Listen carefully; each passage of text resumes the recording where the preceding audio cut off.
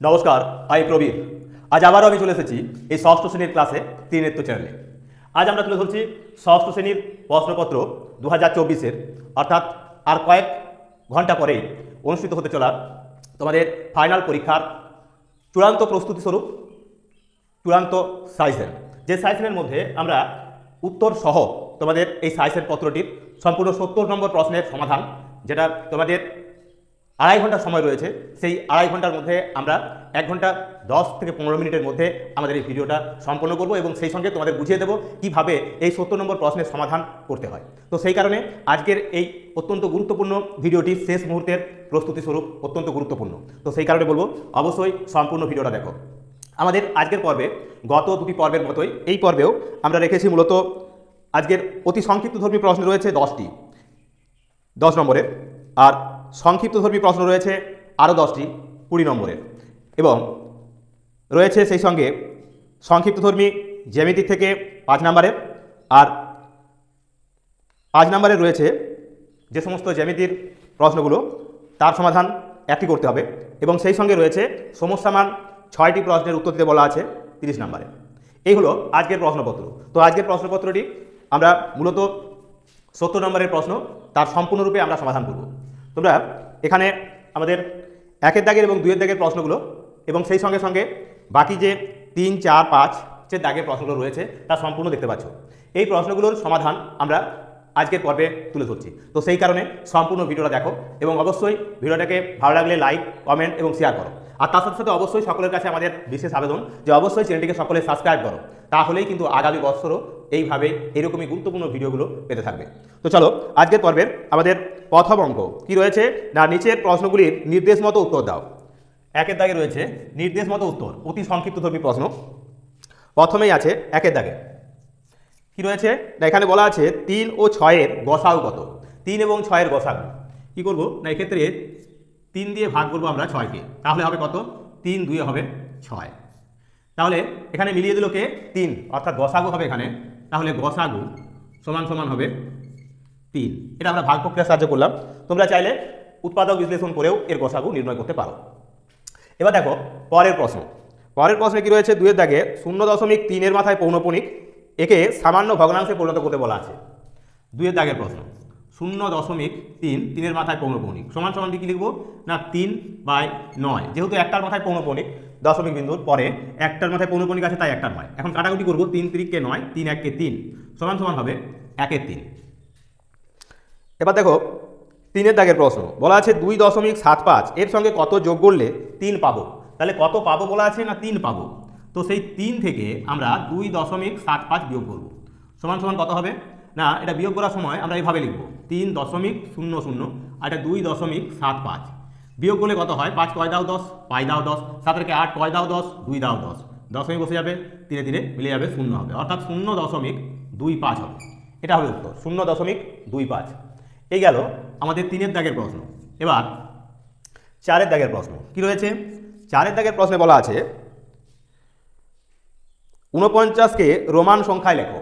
49-কে আমাদের রোমান সংখ্যায় লিখতে বলা হয়েছে। তাহলে কি লিখতে পারি না, এখানে এল, অর্থাৎ এল হলো 50, মানে 50 থেকে তার মানে কি 1 কম, অর্থাৎ এখানে আমরা কি করব, আই লিখতে পারি, অর্থাৎ IL এভাবে লিখতে পারি। অথবা এটাকে আমরা এভাবে যদি লিখতাম x x x এবং x, অর্থাৎ 4টে x লেখার পর আমরা IX এভাবেও কিন্তু আমরা লিখতে পারি। কিন্তু আমরা একে 3 বারের বেশি ব্যবহার করতে পারি না এক্সকে, সেহেতু আমরা এখানে IX IL লিখব। তো এই গেল আমাদের 4-এর দাগের প্রশ্ন। এবার 5-এর দাগের প্রশ্ন কি রয়েছে, এখানে বলা আছে XCL কে হিন্দু আরবিক সংখ্যায় লেখো। XCL সমান সমান কি হবে, এখানে সবচেয়ে বড় হলো C, মানে 100। বাঁ দিকে যেটি রয়েছে সে হবে মাইনাস, ডান দিকে যে আছে সেটি হবে প্লাস।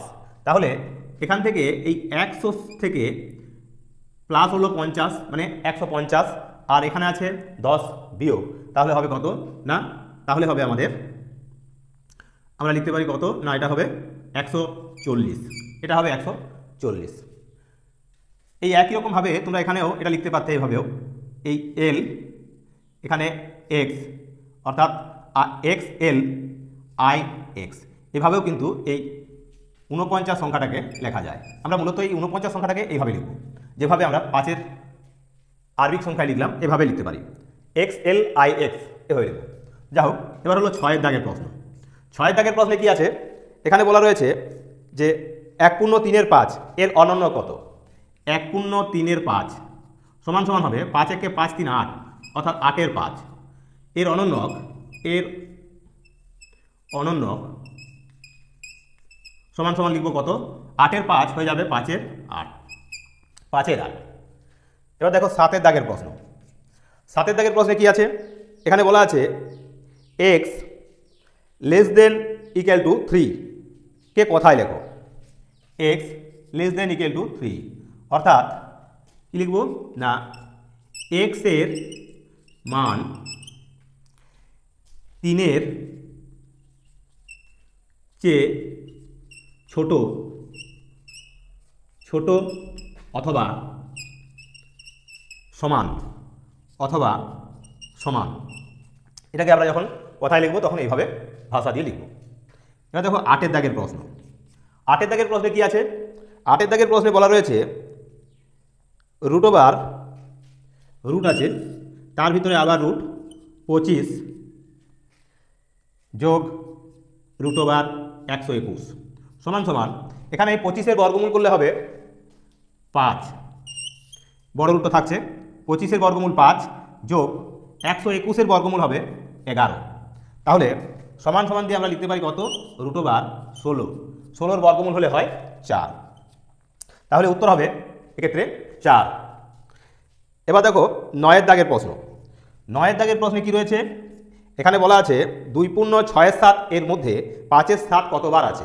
তাহলে 2/6-7কে 5-এর 7 দিয়ে ভাগ করব, 2/5-7 ভাজিত কত না 5-এর 7 সমান সমান 7 দিয়ে 14 আর 5-এ হবে 19, 19-এর 7 গুণ হয়ে যাবে 7-এর 5। তাহলে 7-এর সাথে কেটে গেল, এখন রইল কি না 14 আর 5 19 ছিল, কাটাকুটি যাচ্ছে না এটা, তার মানে 19-এর 5 সমান 5 4 20 হলে বেশি হয়ে যাচ্ছে, তাহলে 3/4-এর 5 বার, 3/4-এর 5 বার এটাকে বিয়োগ করা যাবে। কতবার আছে মানে এতবার আছে বা এতবার বিয়োগ করা যাবে। এবার দেখো এই পর্বের 1-এর দাগের শেষ প্রশ্ন অর্থাৎ 10-এর দাগের প্রশ্ন কি রয়েছে এখানে। এখানে বলা আছে গুরু অনুপাতের ব্যস্ত অনুপাত কি হবে। গুরু অনুপাতের ব্যস্তানুপাত হবে লঘু অনুপাত। যেমন ধরো রয়েছে 7:5, এর ব্যস্তানুপাত করলে হবে কি, এর ব্যস্তানুপাত করলে হয়ে যাবে 5:7, অর্থাৎ 7:5 ছিল কি গুরু অনুপাত, সেটা হয়ে যাবে কি ব্যস্তানুপাত হলে 5:7। তো এই হলো আমাদের এই পর্বের যে প্রথম 1-এর দাগের যে প্রশ্নগুলো, সেই 1-এর দাগের 10টি অতি সংক্ষিপ্তধর্মী প্রশ্নের সমাধান। এরকমই গুরুত্বপূর্ণ যে প্রশ্নপত্রটি, সেই প্রশ্নপত্রটির প্রত্যেকটি অঙ্কের সমাধান আমরা এই পর্বে তুলে ধরব। ভিডিওটা 1 ঘন্টা থেকে সামান্য বেশি হবে, তো সেই কারণে ধৈর্য ধরে সম্পূর্ণ ভিডিওটা দেখো, তাহলেই তোমাদের এই শেষ মুহূর্তের যে প্রস্তুতি তা অনেকাংশে সফল হবে এবং তোমরা বাড়িতে ওই কয়েক ঘন্টার মধ্যেই যদি একবার দেখে নাও তাহলেই কিন্তু অবশ্যই 70-এ 70 নম্বর পাওয়া তোমাদের কাছে অত্যন্ত সহজ হয়ে উঠবে। তো চলো এবার আমরা চলে যাব বাকি প্রশ্নগুলির সমাধানে। 2-এর দাগের প্রশ্ন। 2-এর দাগের প্রশ্নে কি রয়েছে দেখো। 2-এর দাগের প্রশ্নে বলা আছে নিচের প্রশ্নগুলির উত্তর দাও। এখানে এসে 2-10-এর 20 নাম্বার, 10 নম্বরের উত্তর আমরা সম্পন্ন করেছি। এবার এই 20 নম্বরের প্রশ্নের সমাধান করব। তো এখানে 20 নম্বরের প্রশ্নে বলা রয়েছে যে 1-এর দাগের প্রশ্ন, 1-এর 10 যোগ 1-এর 100 যোগ 1-এর 1000 সমান সমান কত, এটা বলা আছে। এটাকে বলা হয় 1 দশাংশ, মানে এটা দশাংশ, এটা হলো শতাংশ আর এটা হলো সহস্রাংশ। তার মানে এভাবে লিখতে পারি আমরা 0.111, অর্থাৎ এটাকে যখন আমরা পড়বো তখন বলবো কি 1 দশাংশ, 1 শতাংশ আর 1 সহস্রাংশ এইভাবে। এবার 2-এর দাগের প্রশ্ন। 2-এর দাগের প্রশ্নে বলা রয়েছে 8.1-3% সামান্য ভগ্নাংশে প্রকাশ করো। 8.1 1/3% সমান সমান 8 × 24 আর 25 মানে 25/3 এই পার্সেন্টেজ অর্থাৎ শতকরা চিহ্নটা তোলার জন্য আমরা নিচে 100 গুণ করব। এবার কাটাকুটি করছি, 25 4 হবে 100 উপরে 1 সমান সমান 1/12, এটা হবে 1/12। এবার 3-এর দাগের প্রশ্ন। 3-এর দাগের প্রশ্নে বলা আছে সামান্য ভগ্নাংশে লিখো 3.432, 3 এবং 2-এর মাথায় পৌনঃপুনিক। তাহলে রয়েছে 3.432, 3 এবং 2-এর মাথায় আছে পৌনঃপুনিক। সমান সমান লিখতে পারি কি না, এটা আমরা এভাবে লিখব 3 4 3 2 বাই এখানে দুটোর মাথায় পৌনঃপুনিক তাই দুটো হবে 9, আর দশমিকের পরে 4-এর মাথায় পৌনঃপুনিক ছিল না তাই একটা 0। এখানে 4-এর মাথায় পৌনঃপুনিক ছিল না দশমিকের তাই এখানে 4 বিয়োগ সমান সমান কত হবে না 3428 বাই হবে 990। এবার আমরা কাটাকুটি করব, 2 দিয়ে কাটলে কত হবে 2 4 হবে 8, 2 9 18 আর 2 5 10। একে 2 দিয়ে কাটলে 2 1 কে 2, 2 7 14, 2 1 কে 2 আর 2 4 8 সমান সমান হবে 1 7 1 4 4 9 5। এটি হবে সামান্য ভগ্নাংশে প্রকাশ অর্থাৎ 1714/495। এ গেল আমাদের 3-এর দাগের প্রশ্নের সমাধান। এবার দেখো 4-এর দাগের প্রশ্ন। 4-এর দাগের প্রশ্নে কি বলা আছে, এখানে বলা রয়েছে কি 64 এর বর্গমূলের বর্গ কত। 64 এর বর্গমূল মানে বর্গমূল চিহ্ন দিলাম রুট, তার আবার বর্গ অর্থাৎ একে যদি বর্গ করি তার মানে কি হবে 64 বর্গমূল করলে হবে 8, তার আবার বর্গ আছে সমান সমান হবে কত 64, অর্থাৎ 64 বর্গমূলের বর্গ করলে হবে 64। এবার দেখো রয়েছে কি 5-এর দাগের প্রশ্ন। 5-এর দাগের প্রশ্নে বলা আছে 8 বছর 6 মাস 28 দিন যোগ 5 বছর 7 মাস 5 দিন। তাহলে 8 বছর 6 মাস 28 দিন 5 বছর 7 মাস 5 দিন, 5 বছর 7 মাস আর 5 দিন, এদের আমরা যোগ করব। তাহলে আমরা ছোট একক থেকে যোগটা করে আসবো। 8 5 13 মানে 33 দিন, 33 দিন। এখানে 7 6 13 মাস, তাহলে 13 মাস আর 8 5 13 বছর। তাহলে এখানে পাচ্ছি আমরা 13 বছর 13 মাস 33 দিন। একে আমরা যদি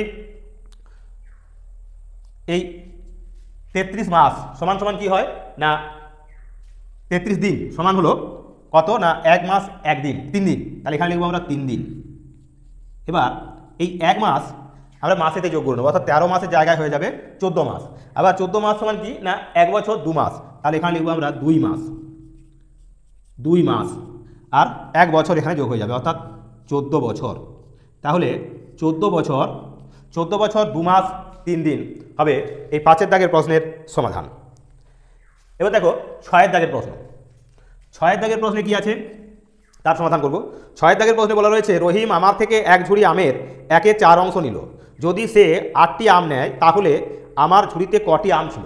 তার মানে 1/4 অংশ সমান 8টি আম, 1/4 অংশ সমান সমান 8টি। 1 অংশ সমান কত হবে না 8, গুণ হয়ে যাবে এক্ষেত্রে উল্টে যাবে 4/1 সমান 32টি। অতএব আমার আম সংখ্যা সমান 32টি।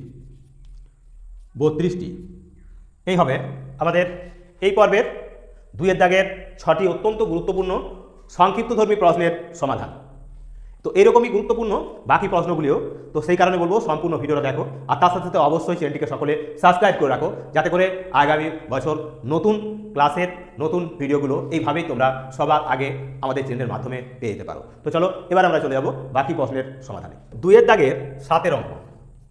2-এর দাগের 7-এর অঙ্ক কি বলা আছে সমকোণী সমদ্বিবাহু ত্রিভুজে 3টি কোণের মানের অনুপাত। এটা সমকোণী সমদ্বিবাহু ত্রিভুজ, এই হলো যার এই দুটো বাহু সমান আর এটা হলো সমকোণ মানে 90 ডিগ্রি। তাহলে সমকোণী সমদ্বিবাহু ত্রিভুজের কি হবে দুটো বাহু সমান যেমন তাদের বিপরীত কোণগুলিও সমান হবে, অর্থাৎ এটা যদি 90 হয় বাকি দুটো কোণ হবে 90 ডিগ্রি। তার মানে কত করে এটা হবে 45, আবার এটাও হবে 45 ডিগ্রি। তাহলে 45 ডিগ্রি আর হলো 90 ডিগ্রি। তাহলে হবে কি তাহলে কোণ তিনটির অনুপাত হবে 90:45:45 সমান সমান কি হচ্ছে না 45 দুগুণে 90, 45 একে 45, 45 একে 45, তার মানে 2:1:1 হবে অনুপাত। এবার 8 দাগের প্রশ্ন বলা রয়েছে দুটি ধনাত্মক সংখ্যার গুণফল 162, ভাগফল 2, সংখ্যা দুটি কি কি? তাহলে এখানে ভাগফল দেওয়া আছে আর গুণফলও দেওয়া আছে, তাহলে সংখ্যা দুটো কি কি হবে? তাহলে লিখব ছোট সংখ্যা সমান সমান কত হবে? 162 ভাজিত 2, অর্থাৎ ভাগফল দিয়ে গুণফলকে ভাগ করে তার বর্গমূল করব, সমান সমান কত হবে? এটা হবে 81। 81 বর্গমূল করলে হয় কত? 9। তাহলে ছোট সংখ্যাটা হবে 9। অতএব বড় সংখ্যাটি সমান 9 গুণ 2, 9কে 2 দিয়ে গুণ করে দেবো, সমান সমান হবে 18। তাহলে ছোট সংখ্যাটা হবে 9 আর বড় সংখ্যাটা হবে 18। এভাবে বার করবো। এবার দেখো তার পরের প্রশ্ন, অর্থাৎ 9 দাগের প্রশ্ন।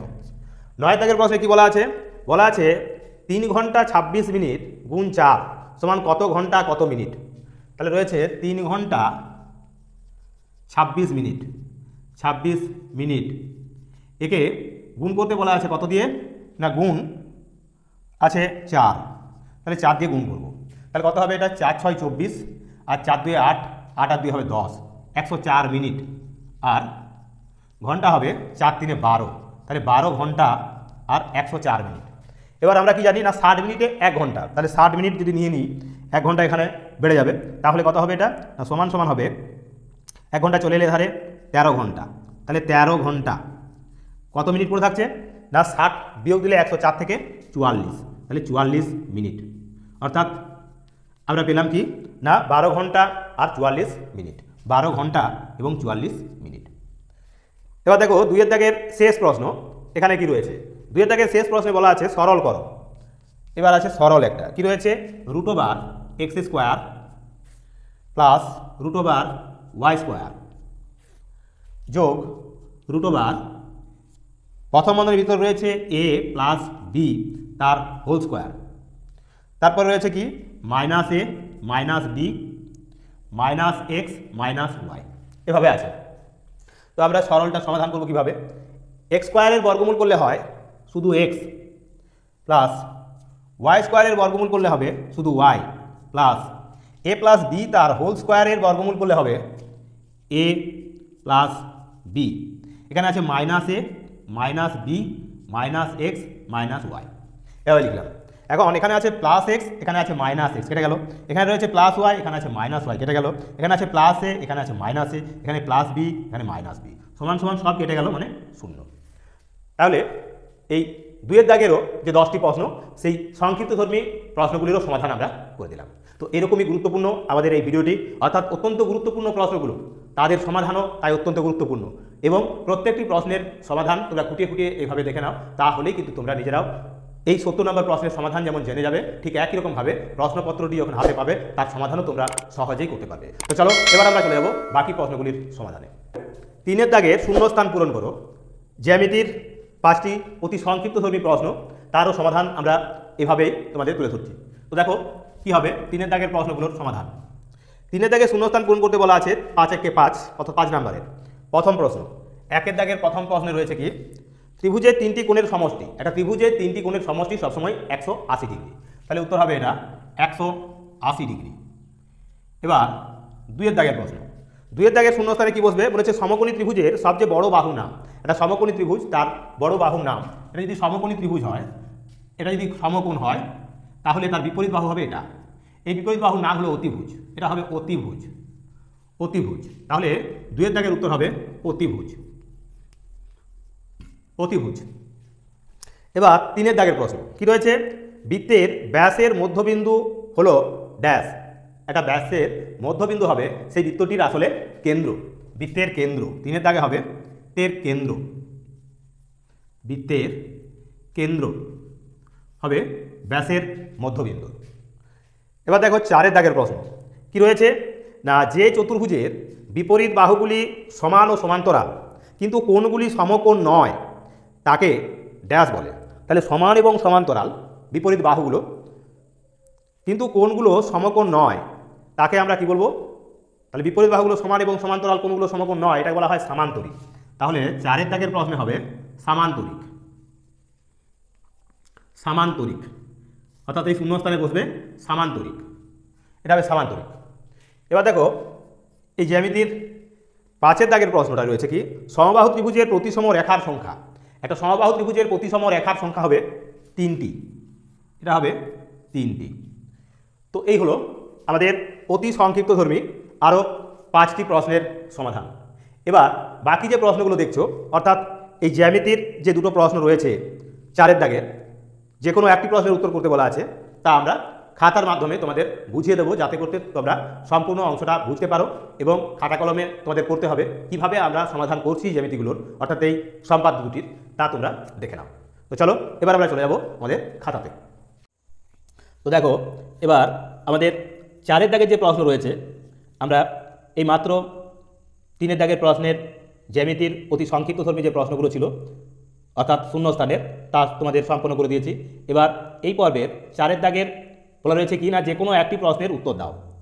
এখানে প্রথম প্রশ্নে রয়েছে কি না, এখানে প্রথম প্রশ্নে বলা আছে 4 সেমি দৈর্ঘ্যের একটি সরলরেখা আঁকো এবং ওই রেখার উপর যে কোনো বিন্দুতে লম্ব আঁকো। তো দেখো কিভাবে আমরা এই লম্ব অঙ্কন করব। সম্পূর্ণ ভিডিওটি দেখো। এখানে আমরা তোমাদের এই দুটি প্রশ্নের সমাধান তুলে ধরছি। তো প্রথমে আমরা একটা সরলরেখা আঁকছি। কত না বলা আছে 4 সেমি, এখানে একটা পয়েন্ট করব আর এখানে একটা পয়েন্ট হবে, অর্থাৎ এই হলো আমাদের 4 সেমি দৈর্ঘ্যের একটি রেখাংশ। এর নাম দিলাম আমরা এ বি নাম দিলাম। এটা হলো আমাদের 4-এর দাগের 1-এর প্রশ্ন, 4-এর দাগের 1-এর প্রশ্নের সমাধান।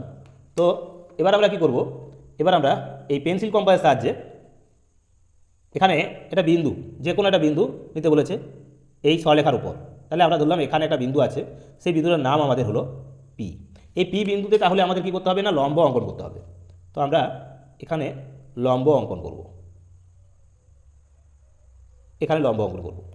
এভাবে আমরা এই যে বৃত্তচাপে কাটলাম, সেই বৃত্তচাপেই আমরা আবার ভিতর দিক থেকে কাটছি। একবার কাটলাম, আবার যেখানে কাট দিলাম সেখান থেকে আবার আমরা ওই বৃত্তচাপটাকে কাটবো। এবার উপর দিয়ে কাটবো। এবার ওই কাট অংশ থেকে আমরা আবার উপর দিয়ে কেটে নেব। এবার আমরা এদের যোগ করব, অর্থাৎ এই পি বিন্দুর সঙ্গে আমাদের এই অংশের যোগ দিতে হবে। এবার আমরা এদের যোগ করে নেব। যোগ করা হয়ে গেল। তো এই হলো আমাদের লম্ব, নাম দিলাম আর। তার মানে এটা হবে এই এবি লম্ব চিহ্ন, এবি লম্ব পি আর, এবি লম্ব হবে পি আর। তো এইভাবে অঙ্কন করবে। প্রথমে একটা সরলরেখা অঙ্কন করে নিলে, সেই সরলরেখাটা 4 সেমির দৈর্ঘ্যের একটা সরলরেখাংশ, এবং সেই সরলরেখাংশের উপরে একটা বিন্দু, যে কোনো একটা বিন্দু নিলাম, যে কোনো একটা জায়গায়, অর্থাৎ ওই সরলরেখার উপর বলেছে যেহেতু, তাই ওই সরলরেখার উপর নিলাম, বাইরে বলেনি তাই এখানে নিলাম। এবার সেই সরলরেখাকে কেন্দ্র করে একটা বৃত্তচাপ কাটলাম। সেই বৃত্তচাপ থেকে আমরা ভিতর দিক থেকে আমরা কি করলাম, একে কেটে নিলাম। প্রথম খণ্ড থেকে আবার দ্বিতীয় খণ্ড ওই একই বৃত্তচাপ কাটলাম। কাটার পর প্রথম কাট থেকে আমরা উপর দিয়ে কাটলাম, আবার দ্বিতীয় কাট থেকে উপর দিয়ে কাটলাম। তাহলেই আমরা পেয়ে যাচ্ছি এই লম্বের অংশটা, অর্থাৎ চিহ্নিত করলাম, আবার যোগ করে দিলাম। তো এই গেল আমাদের 4-এর 1-এর দাগের প্রশ্নের সমাধান। এবার দেখো এই পর্বেরই 2-এর দাগের, অর্থাৎ 4-এর 2-এর দাগের প্রশ্ন কী রয়েছে এখানে। 4-এর 2-এর দাগের প্রশ্নে বলা আছে কি আছে এখানে না, 4-এর 2-এর দাগের প্রশ্নে বলা রয়েছে চাঁদার সাহায্য ছাড়া 60 ডিগ্রি কোণ আঁকো এবং ওই কোণটিকে সমান দুভাগে ভাগ করো। তো এখানে আমরা চাঁদা রাখিনি, ওই জন্য কী করবো আমরা, এখানে একটা সরল রেখা আঁকবো, একটা সরল রেখা। এই হলো আমাদের একটি সরল রেখা। এবার এই সরল রেখার কী করবো না, এখানে এর নাম দিলাম আমরা পি কিউ একটা সরল রেখা। এখন এখানে একটা বৃত্তচাপ কাটবো, যে কোনো মাপের একটা বৃত্তচাপ, ধরো এইরূপ একটা বৃত্তচাপ আমরা এই মাপের পি বিন্দুতে বসিয়ে আমরা ঘুরিয়ে দিলাম। যে বৃত্তচাপ, যে মাপের আমরা এই বৃত্তচাপটা কাটলাম, সেই মাপেই আমরা এই পি কিউ সরলরেখার থেকে, অর্থাৎ যে অংশে এই বৃত্তচাপের অংশটা মিলেছে সেখানে কেটে নিলাম। এইটাই হবে 60 ডিগ্রি কোণ। অর্থাৎ এবার আমরা এদের যোগ করব, অর্থাৎ এই পি বিন্দুর সঙ্গে এদের যোগ করে নেব। তাহলে এই পি বিন্দুর সঙ্গে আমরা যোগ করে নিচ্ছি, এটা হবে আমাদের 60 ডিগ্রি কোণ, এটার নাম দিলাম আর। তাহলে আর পি এবং কিউ দিয়েছি, এটা হলো একটা 60 ডিগ্রি কোণ, কোণ আর পি কিউ সমান 60 ডিগ্রি। এই কোণটা আঁকার জন্য আমরা কোনো চাঁদার সাহায্য নিইনি, আমাদের এই পেন্সিল কম্পাস এবং আমরা এই স্কেল ব্যবহার করেছি। তো এইরকমই নির্দেশ অনুসারে আমাদের এই প্রশ্নগুলোর সমাধান করতে হবে। অর্থাৎ এরকম সম্পাদ্যগুলো তোমাদের এই ষষ্ঠ শ্রেণীর ক্লাসে আমরা এক প্রকার জ্যামিতির যে সমাধানগুলো আমরা তোমাদের আগামী দিনেও করে দেবো, আর এই পর্বের মাধ্যমে এবং গত পর্বগুলির মাধ্যমেও আমরা তোমাদের তুলে ধরেছি। তো আজকের পর্বটি কেমন লাগলো অবশ্যই তোমরা তোমাদের কমেন্ট বক্সে জানাবে। সেই সঙ্গে আমাদের আজকের পর্বটা এখানে আমরা বাকি যে প্রশ্নগুলো রয়েছে অর্থাৎ 5 দাগের 7টি সমস্যামান প্রশ্ন, তার সমাধান আমরা এবার বোর্ডেতে তুলে ধরবো। তো সেই কারণে তোমরা বোর্ডেতে চলে যাবে। তার আগে অবশ্যই বলবো অবশ্যই প্রত্যেকের চ্যানেলটিকে সাবস্ক্রাইব করে রাখো, তাহলেই এরকমই গুরুত্বপূর্ণ প্রশ্নগুলোর সমাধান সহজেই তোমরা তোমাদের হাতের মুঠোয় পেয়ে যাবে যদি আমাদের চ্যানেলটি তোমাদের সাবস্ক্রাইব করা থাকে। তো চলো আমরা এবার চলে যাবো বোর্ডেতে। 5 দাগের প্রশ্ন। 4 দাগের প্রশ্নে কী ছিল না, তোমাদের যেটা করে দেখালাম যে কিভাবে 4 সেমি দৈর্ঘ্যের একটা সরলরেখা এঁকে তারই উপরে কোনো একটা বিন্দু থেকে লম্ব অঙ্কন, এবং 4-এর 2 দাগে আমরা যেটা দেখালাম সেটা হলো কি চাঁদার সাহায্য ছাড়াই 60 ডিগ্রি কোণ এঁকে এবং তাকে সমদ্বিখণ্ডিত করে। তো আশা করি তোমরা জ্যামিতির এই দুটো প্রশ্নের সমাধান খুবই সহজেই বুঝে নিয়েছো। তো এইরকমই প্রশ্ন থাকবে। তো এবার দেখো তাহলে 5 দাগের প্রশ্ন। এখানে রয়েছে কি না, যে কোনো 6টি প্রশ্নের উত্তর দাও, সমস্যামান প্রশ্ন, অর্থাৎ এগুলি একটু ব্যাখ্যা ধরবি। এখানে রয়েছে 5, 6, 30 নাম্বার, প্রত্যেকটা প্রশ্নের মান হলো 5। তো যাই হোক, 1 দাগের প্রশ্ন। 1 দাগের প্রশ্নে রয়েছে পড়ার বই ইসটু গল্পের বই সমান 4:3। পড়ার বই 28টি হলে গল্পের বইয়ের সংখ্যা কত? তাহলে এখানে কার সংখ্যা দেওয়া রয়েছে না, পড়ার বই, এখানে লিখব পড়ার বই ইসটু গল্পের বই সমান কত আছে না 4:3। এখানে চাইছে কি পড়ার বই 28টি, পড়ার বই সমান 28টি। অতএব গল্পের বই সংখ্যা কত হবে? আমরা এখানে ভাগ তৈরি করব, অর্থাৎ পড়ার বই আর গল্পের বই, পড়ার বই তার মানে 4টে হলে গল্পের বই হবে 3টে। পড়ার বই আছে এখানে 28টে, তাহলে পড়ার বই 4টে মানে এখানে হলো 28টে হয়েছে, আর 3টে যেটা গল্পের বই সেখানে কত হবে এটা করতে হবে। তাহলে যাকে চাই তাকে আমরা উপরে রাখবো, তাহলে 3 এ 4 হবে গুণ 28, 4 7 হবে 28 সমান 21টি। তার মানে পড়ার বই 28টি হলে গল্পের বইয়ের সংখ্যা হবে 21টি। এই গেল 5-এর 1 দাগের প্রশ্ন। এবার 5-এর 2 দাগের প্রশ্নটা দেখে নাও। 5-এর 2 দাগের প্রশ্নে কী রয়েছে এখানে বলা আছে, আমার বাবার বয়স 52 বছর 8 মাস 20 দিন। জ্যাঠামশাই বাবার চেয়ে 3 বছর 10 মাস 26 দিনের বড়। জ্যাঠামশাইয়ের বয়স কত? তাহলে জ্যাঠামশাই যত বড় বাবার চেয়ে সেই বাবার বয়সের সঙ্গে জ্যাঠার বয়সটা যোগ করে দেবো, মানে বড় যত দিনের বড় বা যত বছরের বড় সেটা যোগ করব। তাহলে এখানে লিখছি কত হবে, বাবার বয়স সমান কত দেওয়া আছে না, দেওয়া আছে এখানে 52 বছর 8 মাস 20 দিন। 52 বছর 8 মাস আর 20 দিন। এর সঙ্গে যোগ হবে কি না, জ্যাঠামশাই বাবার চেয়ে বড়, জ্যাঠামশাই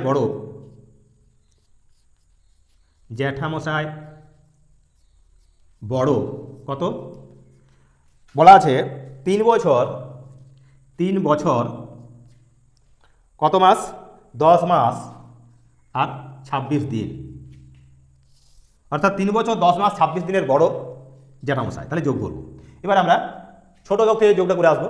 তাহলে 20 আর 26 হবে 46 দিন, 8 আর 10 হবে 18 মাস, আর 52 আর 3 হবে 55 বছর। তার মানে বাবার চেয়ে 3 বছর 10 মাস 26 দিনের বড় যে জ্যাঠামশাই তার বয়স হবে 55 বছর 18 মাস 26 দিন। এখন আমরা 18 মাস আর 26 দিন এই দুটো এককেও তাদের নির্দিষ্ট এককে নিয়ে আসবো। আমরা কি জানি না 26 দিন সমান কি হয়, 46 দিন। 46 দিন মানে 30 দিনে হয় 1 মাস। তাহলে আমরা এখানে লিখব 16 দিন, 1 মাস 30 দিনে, সেই 30 দিন এখানে চলে আসবে, মানে 1 মাস চলে এলো। 1 মাস 18 মাসের সঙ্গে যোগ হলে হবে 19 মাস। আমরা জানি কি 12 মাসে 1 বছর, তাহলে 19 মাস থেকে যদি 12 মাস চলে যায় থাকে 7 মাস, তাহলে এটা লিখব 7 মাস। আর 12 মাস সমান সমান 1 বছর, সেটাই বছরের সঙ্গে যোগ করে নেব, তাহলে হবে 56 বছর। তাহলে বাবার বয়স যেখানে 52 বছর 8 মাস 20 দিন, সেখানে জ্যাঠামশাইয়ের বয়স হবে 56 বছর 7 মাস আর 16 দিন। তো এইগুলো এই সমস্যামান প্রশ্নগুলোর দুটো 7টি প্রশ্নের 2টি প্রশ্নের সমাধান আমরা অলরেডি তোমাদের তুলে দিলাম। এরকমই আরও বাকি যে 5টি প্রশ্ন রয়েছে তারও সমাধান আমাদের এই পর্বেই আমরা তুলে ধরবো, সেই কারণে ধৈর্য ধরে সম্পূর্ণ ভিডিওটা দেখতে থাকো। তো চলো এবার আমরা চলে যাব বাকি প্রশ্নগুলির সমাধানে। এবার দেখো 5-এর 3-এর দাগের প্রশ্ন। 5-এর 3-এর দাগের প্রশ্নে কি রয়েছে, এখানে বলা আছে 6 ঘন্টা 42 মিনিট 2 সেকেন্ড এ থেকে 2 ঘন্টা 25 মিনিট 42 সেকেন্ড বিয়োগ করতে বলা আছে। তাহলে প্রথমে লিখবো আমরা 6 ঘন্টা 42 মিনিট আর 2 সেকেন্ড এর থেকে আমাদের বিয়োগ করতে হবে কত, 2 ঘন্টা 25 মিনিট 2 ঘন্টা 25 মিনিট আর 42 সেকেন্ড, এটা বিয়োগ করতে হবে। তো বিয়োগটা কীভাবে দেবো আমরা, এখানে ছোট একক থেকে আমরা বিয়োগটা দিয়ে আসবো। ছোট এককের ঘরে রয়েছে কি না 2 সেকেন্ড থেকে আমাদের 42 সেকেন্ড বিয়োগ করতে হবে, তাহলে বিয়োগ করা যাবে না। তো সেক্ষেত্রে আমরা কী করবো না, এখান থেকে তখন ধার করবো, অর্থাৎ মিনিটের ঘর থেকে 1 মিনিট সমান সমান 60, অর্থাৎ এখানে আরও 60 যোগ হয়ে যাবে, 42 হয়ে যাবে এবার 41 মিনিট, আর এটা হয়ে গেল এখন 62। তাহলে 62 থেকে 42 বিয়োগ করে কত হবে, 2 দিয়ে মিলে যাবে 0, 4 কয় দাও 6, 2 দাও 6, মানে 20 সেকেন্ড। এখানে লিখবো আমরা 20 সেকেন্ড। এবার এখানে 41 থেকে 25 যদি বিয়োগ করি কত হবে, 5 কয় দাও 11, 6 দাও 11, 2 3 কয় দাও 4, 1 দাও 4, মানে 16 মিনিট। তাহলে 16 মিনিট 20 সেকেন্ড, আর এটা কি হবে 2 কয় দাও 6, মানে 4 ঘন্টা। তাহলে আমরা বিয়োগ করে পেলাম কত, 4 ঘন্টা 16 মিনিট আর 20 সেকেন্ড। এই গেল আমাদের 3-এর দাগের প্রশ্ন। এবার দেখো 4-এর দাগের প্রশ্নটা, সমস্যামান প্রশ্ন 4-এর কি রয়েছে। 5-এর 4-এর দাগের প্রশ্নে বলা আছে পাড়ার গ্রন্থাগারের সদস্যদের প্রত্যেক সদস্য সংখ্যার সমান সংখ্যক টাকা চাঁদা দেওয়ায় মোট 729 টাকা চাঁদা উঠেছে, সদস্য সংখ্যা কত। তাহলে বলা আছে কি, যতজন সদস্য প্রত্যেকে তত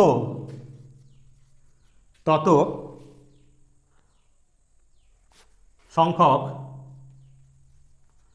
টাকা চাঁদা দেওয়ায় মোট চাঁদা ওঠে সমান 729 টাকা। 729 টাকা মোট চাঁদা উঠে 729 টাকা। তাহলে কি লিখবো, অতএব সদস্য সংখ্যা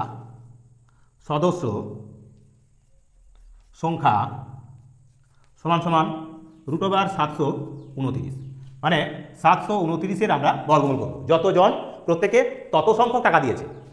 তাহলে আমরা 729-এর বর্গমূল করলে কি হবে, 729 এর বর্গমূল করলে হবে 2 বার যাচ্ছে, 2 দিয়ে 4, বিয়োগ করলে হবে 3, 329। এবার 2-এর ডবল এখানে লিখবো আমরা 4, কতবার যাবে, 7 দিয়ে যদি চালাই 7 7 49, 9, আর 7 4 28, আর 4 হবে 32, মানে মিলে গেল, অর্থাৎ এটা হবে কত, 27। তাহলে লিখবো কতজন, 27 জন। তাহলে উত্তর হবে 27 জন। তাহলে 27 জন সদস্য ছিল যারা প্রত্যেকে 27 টাকা করে চাঁদা দিয়েছিল। তাহলে এখানে প্রশ্নে বলা ছিল কি, সদস্য সংখ্যা কত, তাহলে 27 জন সদস্য প্রত্যেকে 27 টাকা করে চাঁদা দিয়েছিল। তো এই ছিল আরও 2টি প্রশ্নের সমাধান। এবার আমরা চলে যাব বাকি যে প্রশ্নগুলো তার সমাধানে। এই অংশটাকে মুছে নিয়ে আমরা বাকি প্রশ্নগুলির সমাধানও তোমাদের এইভাবেই তুলে ধরবো, তাহলেই 70 নম্বরের প্রশ্নের সমাধান খুব সহজেই সম্পন্ন হয়ে যাবে। তো চলো এবার চলে যাবো আমরা বাকি প্রশ্নগুলির সমাধানে। এবার দেখো 5-এর দাগের প্রশ্ন। 5-এর দাগের প্রশ্নে কি রয়েছে, এখানে বলা আছে কোন বৃহত্তম সংখ্যা দিয়ে 306, 810 এবং 2214কে ভাগ করলে প্রতি ক্ষেত্রে কোনো ভাগশেষ থাকবে না। তার মানে হলো বৃহত্তম সংখ্যা বলেছে, তার মানে আমাদের গসাগু করতে হবে। তাহলে 306, 810 এবং 2214 এদের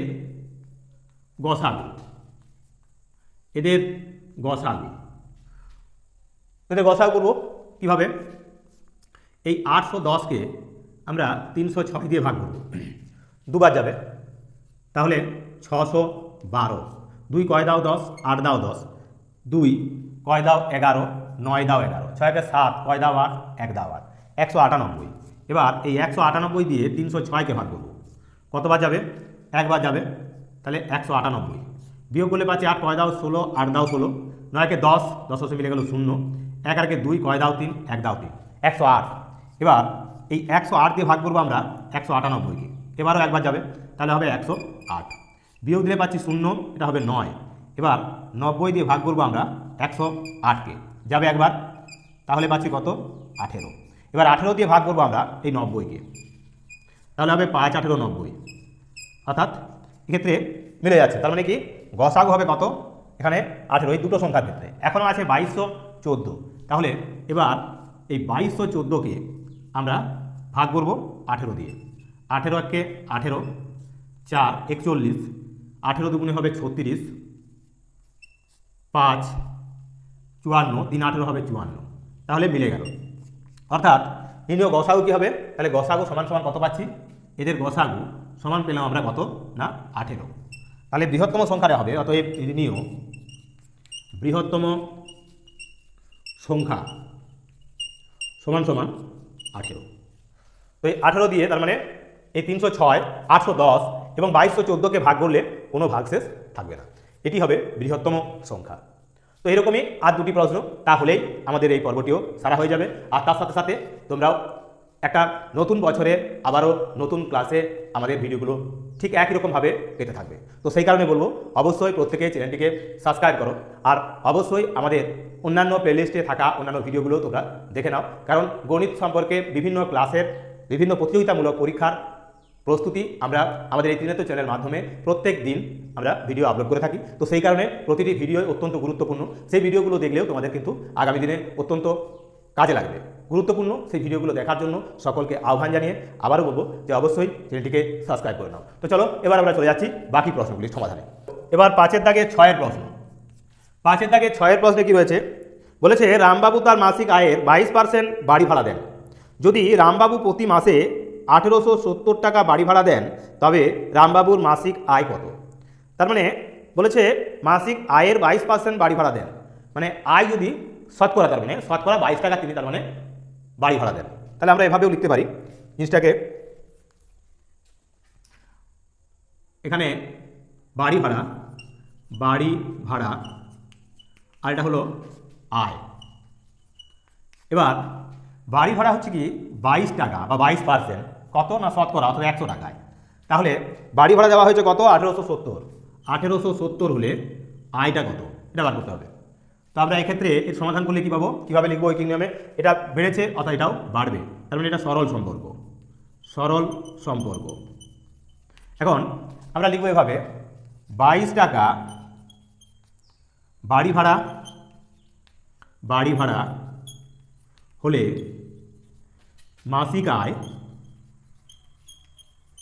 সমান 100 টাকা। মাসিক আয় হবে 100 টাকা। 1 টাকা বাড়ি ভাড়া হলে মাসিক আয় 100/22 টাকা। এবার 1870 টাকা বাড়ি ভাড়া হলে মাসিক আয় 100 গুণ কত? 1870/22। এবার আমরা এদের কাটাকুটি করবো 11 দিয়ে। 11 দিয়ে হবে 22, 11 দিয়ে কাটলে 11 একে 11, 7 11 77, এটা হবে। 2 দিয়ে কাটলে কত হবে? 85। তার মানে 8 5 এবং এই দুটো 0, 8500 টাকা। তাহলে অতএব এখানে কি বলেছে না, বলেছিল রামবাবুর তাহলে মাসিক আয় কত। অতএব রামবাবুর মাসিক আয় সমান 8500 টাকা। 8500 টাকা হবে আমাদের রামবাবুর মাসিক আয়। তো এই হলো আমাদের এই পর্বের একদম শেষের আগের প্রশ্নের সমাধান। এবার রইল বাকি আর একটি প্রশ্ন, তাহলেই আমাদের এই প্রশ্নটিও সারা হয়ে যাবে। তাই চলো শেষ প্রশ্নটির সমাধানও তোমাদের তুলে দিই। তো চলো আজকের পর্বের শেষ প্রশ্ন, অর্থাৎ 5-এর দাগের 7-এর প্রশ্ন কি রয়েছে? বলা রয়েছে আমার কাছে 150 টাকা আছে, আমার টাকার 0.3 অংশ দিয়ে খাতা কিনলাম ও 0.4 অংশ দিয়ে বই কিনলাম, এখন আমার কাছে কত টাকা থাকবে? তো আমরা অংশগুলো থেকে কিভাবে টাকাতে নিয়ে যাব সেটা দেখো।